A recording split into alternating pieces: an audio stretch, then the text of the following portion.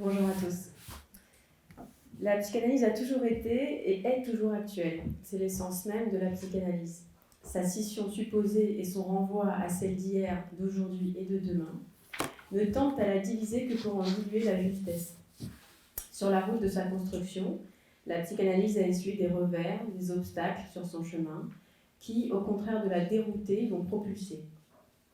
En revanche, puisqu'il s'agit du titre de ce colloque pour une psychanalyse actualisée et non actuelle, cette actualisation peut souffrir de nombreux périls, lui faisant courir le risque de perdre toute son actualité. La psychanalyse, en tant qu'elle permet une interprétation symbolique théorique du réel, ça c'est une citation du Dr Verbrugge, n'est ni moderne ni désuète, elle est psychanalyse. Elle est actuelle à chaque instant de notre vie psychique. Elle est l'actualité de la vie psychique des êtres humains, des êtres survivants, des êtres qui vivotent, des êtres qui vivent, des êtres parlants, des êtres castrés, des êtres barrés, des sujets et des sujets barrés.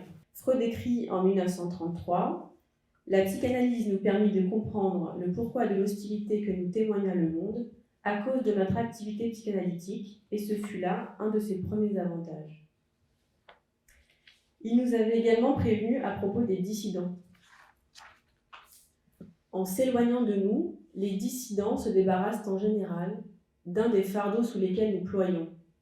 Ils renoncent par exemple à l'odieuse sexualité infantile ou bien au ridicule symbolisme.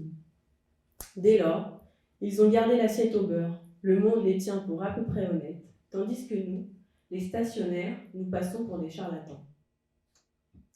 Stationnaire ici ne veut pas dire mortifère. Il s'agissait alors de ne pas céder sur la sexualité infantile et sur le symbolisme, comme il s'agit aujourd'hui de ne pas céder sur la castration symbolique. Sigmund Freud, inventeur, père, fondateur de la psychanalyse, a mis au jour l'inconscient. Ce faisant, il a dévoilé l'intimité psychique de l'humanité, et cela lui a valu d'être hué, conspué, vilipendé.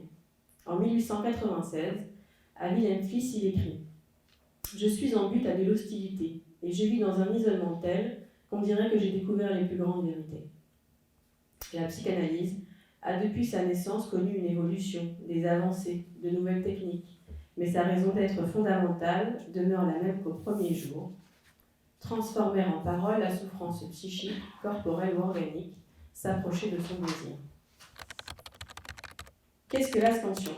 Du latin scandere pour scander, scando signifie monter, grimper, escalader.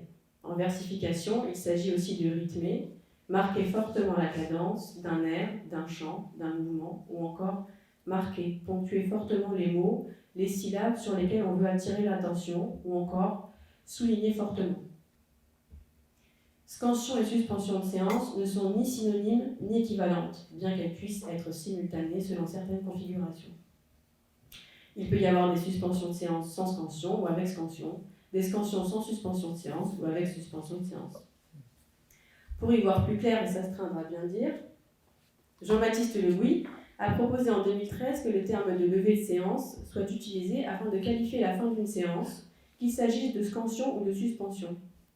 Je cite, « Puisque dans un cas comme dans l'autre, le clinicien et le patient, ou psychanalysant, se lèvent pour quitter la pièce où s'est déroulée la séance. »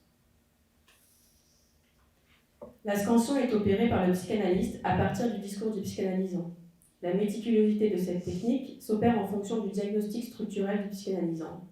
La scansion psychanalytique ne peut s'opérer à partir d'une recherche de sens. C'est au contraire abandonner l'obsession de la compréhension.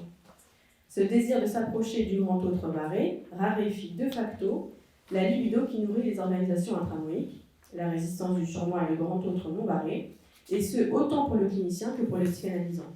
Résultat de cette opération, celle de la castration symbolique comme direction de la cure, je cite, « Le vrai savoir produit un effet transformateur dans la voie que prend la libido.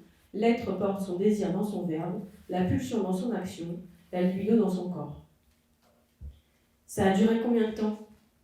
Lorsque le moi orgueilleux renonce à faire ses comptes avec le temps chronologique, l'être se saisit de cette ouverture spatio-temporelle pour se mettre au travail et laisser choir un à un les points nodaux à l'origine de sa souffrance. Ça me chamboule. Avez-vous déjà été témoin du tangage du corps lorsque le psychanalysant quitte la route océanique pour reprendre le chemin de sa vie terrestre ? C'est déjà fini? Avez-vous déjà été témoin du sursaut oculaire que produit la scansion? Une surprise, une agitation, une langue encore étrangère. Cela, l'invitation à la castration a parfois précipité l'abandon de la cure.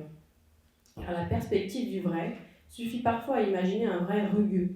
Ce sont eux, les chaos sur la route océanique, les preuves validées par le psychanalysant lui-même que l'aliénation est ébranlée, que les illusions sont secouées et que le désir de cécité est bousculé et la cécité sur son désir révélée. La scansion, c'est ce moment où l'être a pu se dire, l'espace d'un instant, juste avant que le moi ne s'agite pour le dédire. Le moi qui s'acharne, pas celui qui persévère, veut sauver les meubles, mais il ne peut être imperméable aux effets d'une parole vraie, celle issue du manteau travail. Une route de fond chaoteuse, c'est aussi le réel qui parfois bouscule. Si le moi décide de tout faire pour en éviter l'éprouvé, le chemin a l'air plus confortable, moins chaotique, mais il n'est qu'un leurre, le leurre qu'il n'y a pas de réel. L'autre chemin, celui du choix de l'être, c'est de faire avec cette route chaoteuse par moments, parce qu'il n'y a rien de plus lisse qu'une route mortifère. La castration dérange, elle laisse entrevoir la vulnérabilité de l'être, sans ses ornements moïques pour le masquer.